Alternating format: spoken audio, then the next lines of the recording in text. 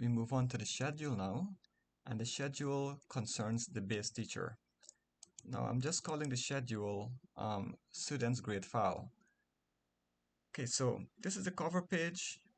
All right, there's nothing that you have to do here. It's automatically generated. You go to the info and you enter the various information here. Subject name, the teacher's name. Let's see, move to the right. These comments here, you can adjust these comments that will be used later on in other tabs. The base teacher name, assistant, your class, you select from a drop-down list here, right, like that, and then you have your period. Now the weighting for the terms, you select here, okay. This will be automatically generated, telling you if it's a continuous term or not. Now at the bottom, you have some verification. If there's any mistake, you delete anything, or something does not match in the grade sheet or the schedule, something does not match, then the information will tell you that. So right now everything is matching up very nicely. Where you enter the grades, the schedule, they're matching. Now let's move to list. Now this is the class list, and we want the class log, to be the source of class list. Now from the class log, you get a list for online lists, and also the subject teachers will get their class list from that online list. So it all comes from the class log, and they're here. You copy and paste. Students class list. Now the grades, I'm catering for 50 students, right? I'm catering for uh, about 20 subjects. In fact, it's 25 subjects. So this will look very tedious, it will look very complicated, but it's very simple. We have our subjects there, and we have the name of the students. And then coursework, tests, average for all of them. Next, we want to know how to enter the grades from the markbook that would have been sent by the subject teacher into this student's grade file. Well, first of all, the base teacher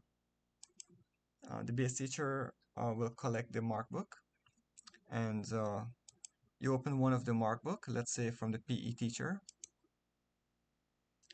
So then the first thing that you do, most importantly, is that you verify the names of the students. This here, all of the names must match the names inside of the schedule. It must match, right? So one by one, with the assistant teacher, make sure that the names match. Now, when the names match up nicely, then we can copy and paste the grades.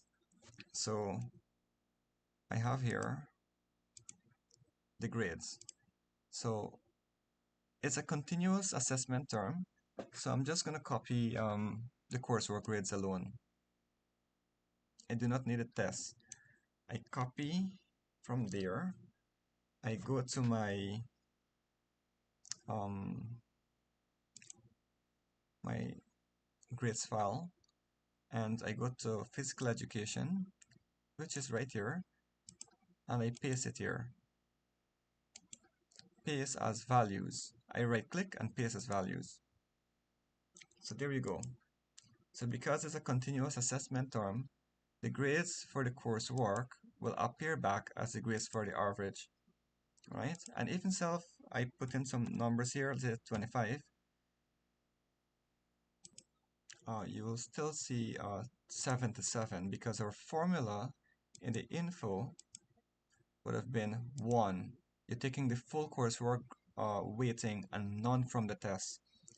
So as you can see, full coursework and none from the test. So that should not be there. Now the grades So you have to fill out for all of the subjects. For all of the subjects, you do that copy and paste. I'm catering for 25 subjects, but you might just have to do 13, and that's all. Next, the schedule. This whole schedule is automatically done, and the schedule is the one that you're familiar with. Um, the only difference between the grades here and the schedule is that coursework tests and the average is vertical for the schedule, and for the grades, it is horizontal. Coursework test average is horizontal, right? But this grade sheet also will give you um, the terms average for that child as well as the position. And of course, the schedule will do the same thing. The terms average as well as the position. Now, the main or the most of the efforts is to make sure that the grades are entered nicely. And also, as I mentioned, of course, the names match up. That's the hardest part of this process. From that now, we can go to our report for term 1, click on any name, and it will automatically be generated. And the report is telling you the subject teacher, at least for the term 1, the subject, the teacher, coursework test average, and you have A, B, C, D accordingly. Comments, and these comments would have been made by you. You can adjust these comments. At the bottom, you have a nice little graph. You have the average for the term, number of A, B, C, D, in relation to the average. You have this, the child's average, the class average, and the deviation, right? The deviation of the child's average from the class average. So it says minus 5.59. It's telling you that the child would have deviated in a negative direction. In other words, he is below the class average by minus 5.59. Position for the ninth in the class out of 50 students. You have your signature there. So this is the report for term 1. For the term 2, there's no need to put back teacher's name and subject because we already had that in report for some reports. And because they're pasted side by side, there's no need to have the subjects back and teacher's name again. Same thing for term 3. No need for subject and teacher. So they're being pasted side by side. So after printing, you cut out the child's